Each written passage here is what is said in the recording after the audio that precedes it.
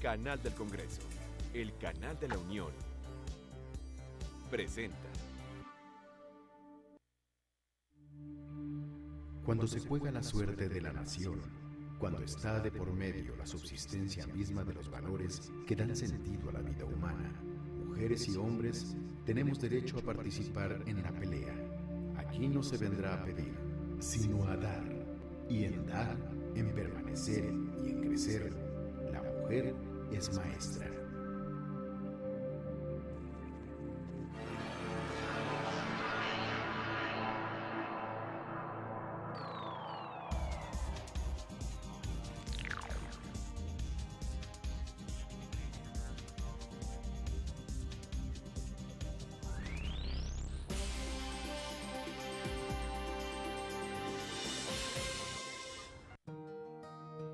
Bien cierta es aquella frase del poeta francés que reza: lo realmente importante no es llegar a la cima, sino saber mantenerse en ella. Y esta ha sido la constante para María Elena Álvarez Bernal, quien desde muy joven tuvo oportunidad de asomarse a las esferas donde se toman decisiones y en su condición de mujer, bien ha sabido alzar la voz en nombre de ellas y de quienes se encuentran desprotegidos, siempre persiguiendo un anhelo, el bien común. Cuando uno va a una causa es para servir, pero ¿a quién va a servir? Puede ser que nada más quiera servir a un grupo o atender una necesidad. Entonces, el bien común es el bien de todos. Esa es la dificultad de una democracia que persigue el bien común, que tiene que trabajar para todos, independientemente de posición social, económica, credo, raza. Tratar de que las decisiones, las leyes, las políticas públicas no perjudiquen a unos en beneficio de otros.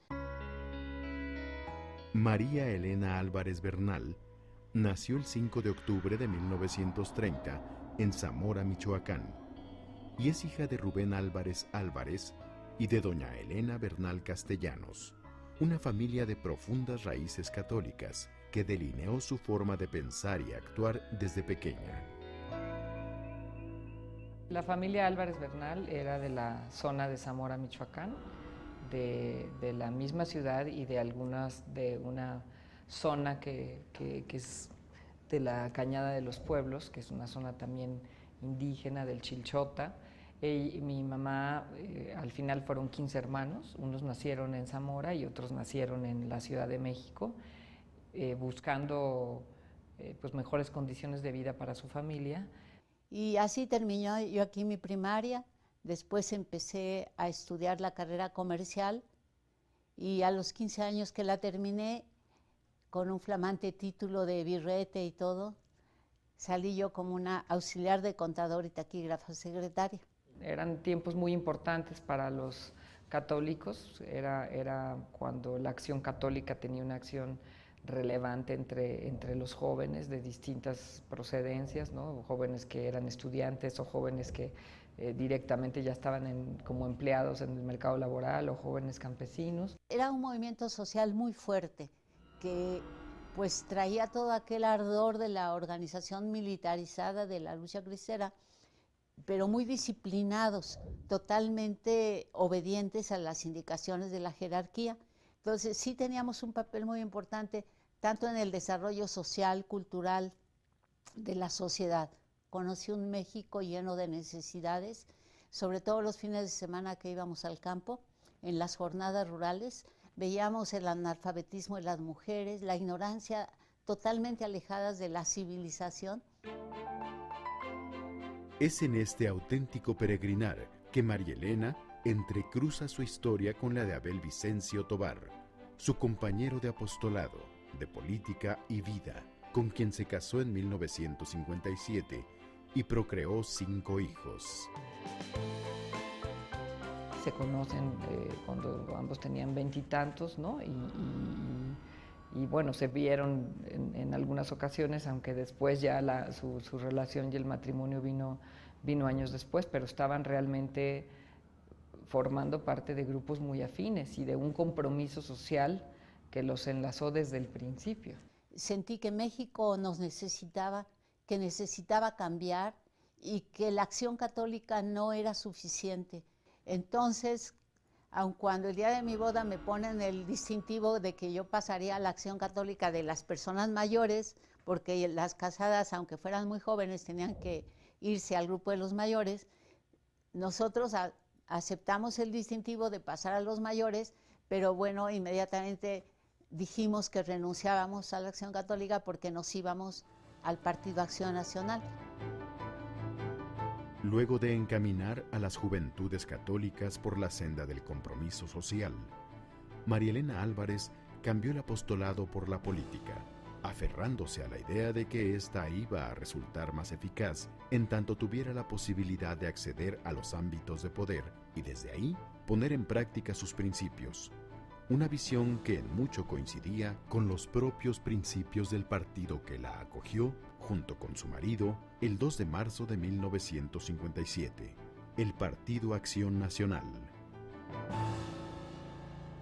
Luis fue nombrado candidato a la gubernatura del estado.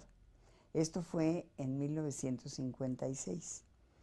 La campaña se hizo, se terminó, y en 1958 se le invitó para que él fuera candidato a la presidencia de la República.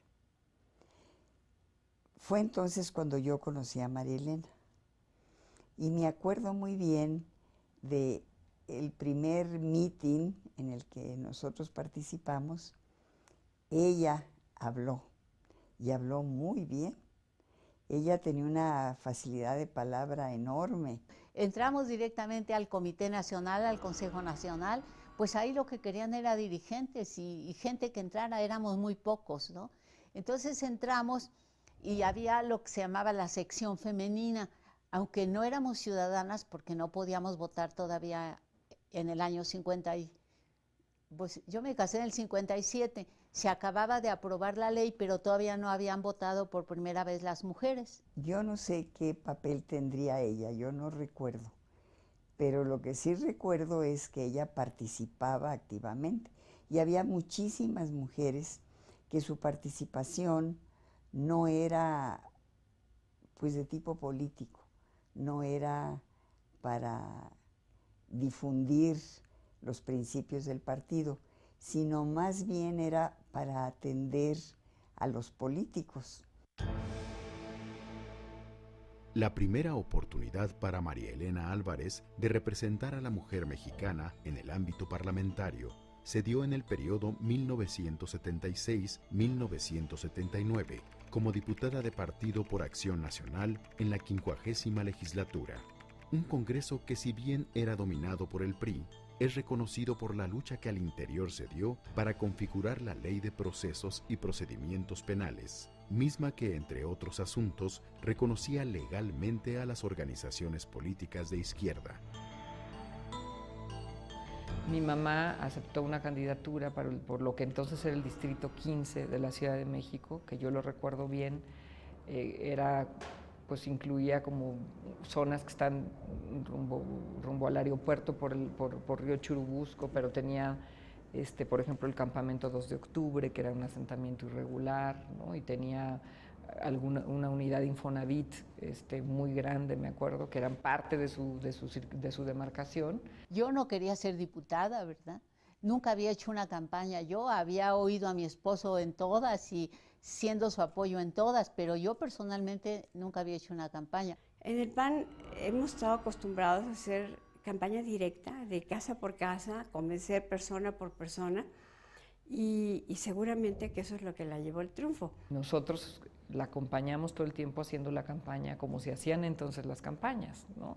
Que era entrar a platicar con los locatarios en los mercados, recorrer la unidad Infonavit, piso por piso, edificio por edificio, tocar la puerta, saludar a los vecinos, entregarles un mensaje, que la conocieran, saludarlos, ¿no? Mi hijo mayor, porque era periodo de vacaciones, Felipe tiene una voz muy bonita, entonces grabó un cassette.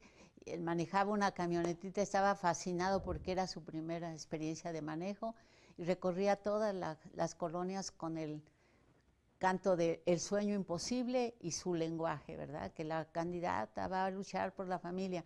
Y los dos niños, que uno tenía 7 años y el otro 9, repartían volantes casa por casa.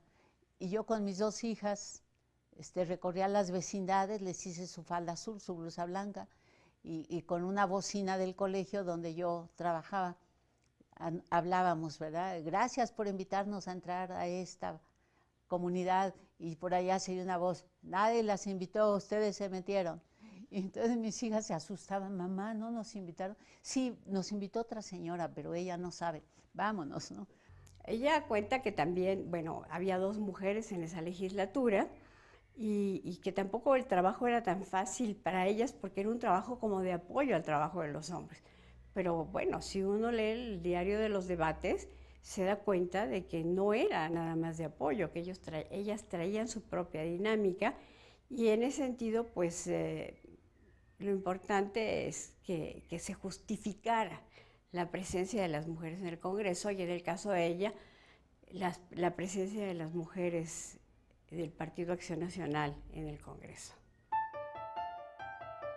Más que una experiencia anecdótica, el Congreso marcó a María Elena Álvarez de tal forma que se sintió comprometida a prepararse ideológica e intelectualmente para enfrentar con más armas a quienes pretendieron cerrar el paso a la mujer legisladora en el ámbito de la toma de decisiones. Impulsada por este deseo y por los ánimos de don Abel, María Elena ingresó a la Facultad de Ciencias Políticas, de donde se graduó con mención honorífica con la tesis Alternativa Democrática. Yo soy generación 80-84, entonces Marx dominaba totalmente ahí las materias, ¿verdad? Pero pues aprendí muchísimo, se me abrió el mundo, me fortifiqué en la doctrina del PAN, en el humanismo, pero también entendí lo que las otras corrientes proponían. Bueno, yo creo que es una de las que ha pensado al PAN, es decir, ella lo que pasa es que ha pensado al PAN en esta confluencia entre la militancia, porque desde luego que hay ideólogos en el PAN, ¿no? Yo diría que don Abel Vicencio Tobar pues, fue uno de los ideólogos del PAN, ¿no? También desde dentro de la militancia, y lo que hace María Elena es que pues, logra dar ese salto a mirar al PAN desde fuera, si me permite, que es lo que hace realmente la academia. Entonces, no es que ella se desprenda ni de su militancia ni de sus convicciones, sino que ella aprende a ver algo más de lo que ella había visto y con lo que ella estaba plenamente comprometida. María Elena es además un ejemplo para todas y todos, porque ella, siendo maestra de profesión originaria, digamos, decidió empezar a estudiar una carrera universitaria terminada la 50 legislatura en que por primera vez accedió al Congreso. A mí me parece que esto es ejemplar, no solo porque hizo la licenciatura y la terminó, sino porque hizo la maestría y la terminó, hizo el doctorado y lo terminó. Entonces, la verdad es que no nada más predica, realmente ejecuta y pone en práctica todo esto que es el PAN. Un día me acuerdo que le pregunté, oiga, Lenita, ¿usted cómo le hace? Y me dijo, ¿para qué, Ruth? Le digo, para no aburrirse aquí. Yo estoy aburrida de estar sentada aquí viendo a la gente nada más en la vicepresidencia. Y se empezó a reír y me dijo, me pongo a leer, me pongo a estudiar. Si no estoy en la sesión, estoy leyendo, estoy escribiendo y hago libros, me dijo. Me quedé impresionada. Y entonces en la tarde me fui por aquí, por Tlalpan, a buscar una escuela para meterme a estudiar. Me titulé el mismo día que mi hijo se tituló de filosofía, el hijo mayor. Le hice una recepción para que viniera, porque él estudió en Guadalajara, había estado en el seminario 14 años, Felipe Jesús, hizo su carrera de filósofo y venía a enseñarnos ya su título. Y ese día yo había presentado mi examen profesional, pero yo fui solita porque dije, mi esposo es el presidente del partido y si me revuelcan en el examen, qué vergüenza para el presidente del partido. Entonces, cuando me dan mención honorífica en el examen, dije, ay, lo hubiera invitado. Entonces, en esa cenita que le hice a mi hijo para recibir su título, cuando acaba le digo, pues yo también tengo un título. No, pues mi esposo dice, ¿por qué no me invitaste? Con más argumentos ahora, María Elena Álvarez retornó al Congreso como diputada de representación proporcional en la 56ª legislatura. Los tiempos políticos en la década de los 90 reconfeccionaron el panorama en distintos sentidos más de una vez, al tiempo que se ventilaban pendientes históricos en torno a la equidad, la transparencia y, en suma, a la democracia. En estos y otros temas, la voz de la legisladora panista se hizo eco de tal suerte que se volvió protagonista de su momento en esta y en las legislaturas 58ª y 60ª como diputada del Blanquiazul. Si la lucha a favor de los derechos políticos de la mujer había comenzado décadas atrás, era tiempo de consolidar su figura, ahora en el ámbito del poder. En ese año, en el 95, coincidió, por cierto, que tanto María Elena Vicencio como yo éramos diputadas, fuimos compañeras en esta legislatura y vino la reunión mundial en Beijing sobre el tema de la mujer y ahí se definió pues que no era suficiente, que no había sido suficiente en el caso de México, que se legislara a efecto de reconocer a la mujer su derecho a votar y ser votada, sino que se llevaran a cabo acciones distintas, que llamamos acciones afirmativas, que permitan que esta posibilidad, que esta facultad que la mujer siempre ha tenido y que se le reconoció hace más de 50 años, ahora pudiera realmente ser ejercida. Ahí empezó el trabajo más fuerte, más contundente hacia el empoderamiento de las mujeres. Yo sentí que al principio las mujeres no estaban, fíjese, la palabra empoderadas molesta porque cree que quiere decir llegar al poder y tener el poder total, pero como el origen de la palabra es inglés, lo que se quiere decir es que la mujer tenga la posibilidad de decidir libremente, que tenga la libertad de tomar sus propias decisiones. Y eso a las primeras mujeres que ingresaron a la política es de lo que más trabajo les ha costado, porque dominan los varones. El llegar las mujeres a ocupar estas posiciones no era por arte de magia y tampoco era porque te toca o tenemos que hacer un espacio a las mujeres para que pues también vean que somos considerados. No, es el producto de muchos esfuerzos previos. La historia nos dice que el poder se cambia de manos por dos caminos, por una revolución o por una constitución. Las mujeres no vamos a hacer una revolución para obtener los puestos. Tenemos que entrar a través de leyes que nos abran el paso. Y esas leyes son las cuotas, que son unas medidas transitorias. No toda la vida debe haber cuotas. Las mujeres en el PAN decíamos, es que las mujeres no somos una cuota. Deben considerarse nuestra presencia por ser mujeres, por ser capaces, por ser esforzadas, por ser aguerridas y no porque debe haber un X porcentaje. Yo, en lo personal, no quería las cuotas, como la inmensa mayoría de las panistas. María Elena fue una de las pioneras y de las mujeres que al interior del PAN convenció.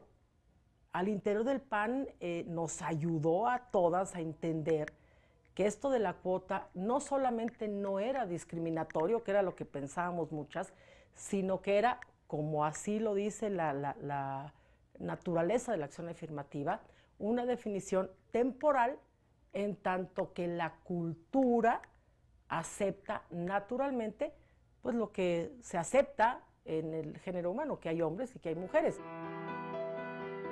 Temas como la violencia intrafamiliar, la equidad de género, protección al infante y pendientes de la política social fueron la constante que llevaron a María Elena Álvarez de Vicencio a formar parte de la comisión que representó al Congreso mexicano en la 101ª Conferencia de la Unión Interparlamentaria celebrada en Bruselas.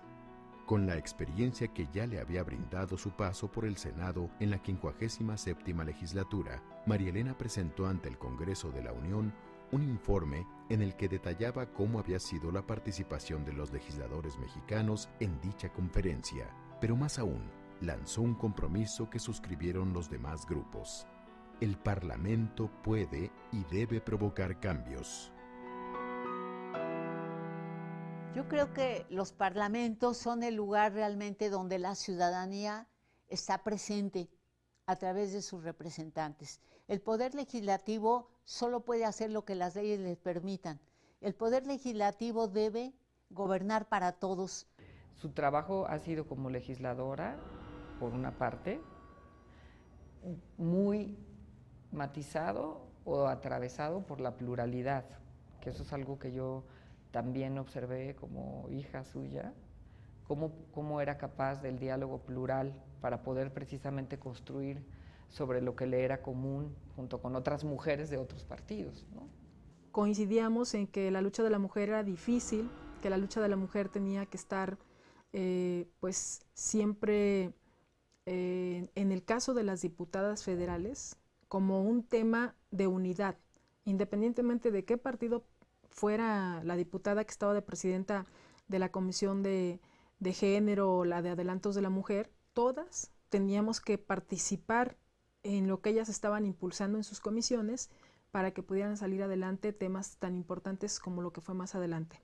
Pero yo creo que en general estamos listos para que las mujeres se sientan como iguales y que no van a competir con los varones, sino que vamos a unir fuerzas y a decir juntos, hombres y mujeres, a un nivel de igualdad vamos a trabajar por lo mismo, por el país, por la democracia y por el bien de las mujeres, porque todavía las mujeres siguen siendo las más pobres de las pobres, todavía el analfabetismo, el mayor número de analfabetos son mujeres, y esas asignaturas pendientes tenemos que alcanzar a remediarlas. Romper paradigmas significa echar una mirada al pasado para entender y replantear el sentido de una lucha que ha sido desigual. En la elección del primer Congreso Federal, en el que votaron las mujeres, solo hubo una diputada. 30 años después, en el periodo 1982-1985, fueron electas 42 mujeres, el 10%. En 2003-2006, el 24.9%. Y en 2006-2009, el 22.6%. Es decir, se trata de un camino de altibajos, no progresivo, donde se avanza y se retrocede. Ascender al poder sin mancha de autoritarismo hace de la búsqueda del mismo para la mujer un poder solidario que persigue el bien común. Esta era la ruta trazada por María Elena en los albores del nuevo milenio, donde la ética y la humildad harían de la mujer ese ente imprescindible en la toma de decisiones para cualquier sociedad. La Cámara de Diputados no solo se hizo plural, sino también tuvo la pluralidad de género. O sea, ya no era solamente los hombres en hegemonía, sino ahora también las mujeres ya estaban teniendo un papel importante. Y eso le había permitido a la Cámara de Diputados, desde la 59 legislatura a la 60, tener estas leyes tan importantes y este presupuesto tan importante. Es decir, la presencia de las mujeres se estaba notando en la transformación de la norma, en la transformación de las reglas del juego democrático para que la mujer pueda participar. La mujer puede llevar al Congreso algo que es muy importante, el respeto a la legalidad.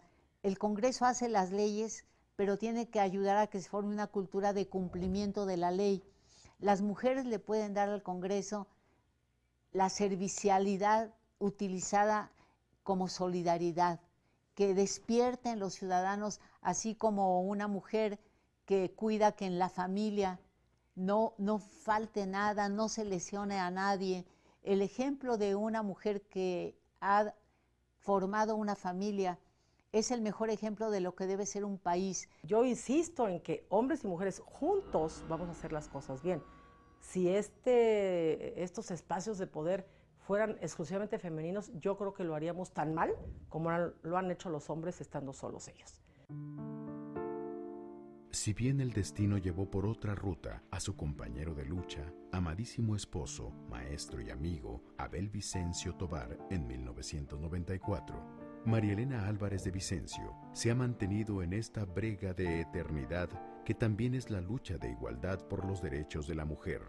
Desde 2003, la doctora Álvarez de Vicencio es secretaria ejecutiva del Instituto Nacional de la Mujer, lugar desde donde trabaja para crear una cultura de igualdad libre de violencia y discriminación, capaz de propiciar el desarrollo integral de todas las mujeres mexicanas. Creo que lo que hace hoy María Elena en el Instituto Nacional de las Mujeres es importantísimo porque está viendo la solución de estos problemas de la mujer en México, desde la mujer campesina, desde la mujer que participa en la educación, el entender que la mujer necesita una atención especial, primero porque es diferente, pero también por la gran marginación que ha tenido en la vida. Yo veo a María Elena como una mujer sumamente inteligente, muy capaz, muy estudiosa, muy hábil para manejar temas y muy exitosa. La vida familiar, la atención a la familia con el desarrollo profesional, eso es lo que ella representa, una reconciliación, yo diría, muy feliz entre cómo tener una vida familiar y darle la importancia que con frecuencia las mujeres le damos a la vida familiar y un desarrollo profesional muy destacado. Yo podría hablar desde lo que significó el privilegio y lo que sigue significando todos los días el privilegio de ser su hija, que me parece que lo que le ha dado a la gente que le rodea, en primer lugar a su familia, ¿no?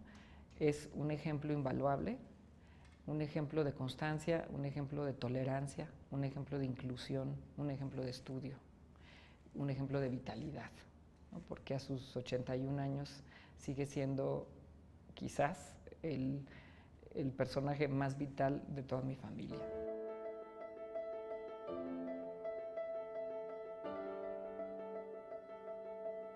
Bueno, yo solamente diría que las mujeres tenemos el reto de ayudar a cambiar al país, que es nuestro momento. Estamos precisamente en una circunstancia en que las mujeres podemos ser el elemento de cambio más importante si seguimos siendo inteligentes, generosas, decididas y capaces de seguir democráticamente con solidaridad entre unas y otras, teniendo solamente como meta llegar al poder, no de cualquier manera, sino llegar para servir. Sin verse abrumada por las tareas pendientes en este camino a la equidad, el empeño que la doctora Álvarez ha puesto en este tramo de lucha nos recuerda que son las mujeres mexicanas las que dan y permanecen, y en ello son maestras. Hoy es tiempo de seguirlas con discreción y elegancia, y reconocer ante todo que como María Elena Álvarez de Vicencio, muchas mujeres toman parte ya de las decisiones trascendentales de nuestra vida. Por eso, todas, sin excepción, forman parte de nuestros personajes históricos del Congreso mexicano.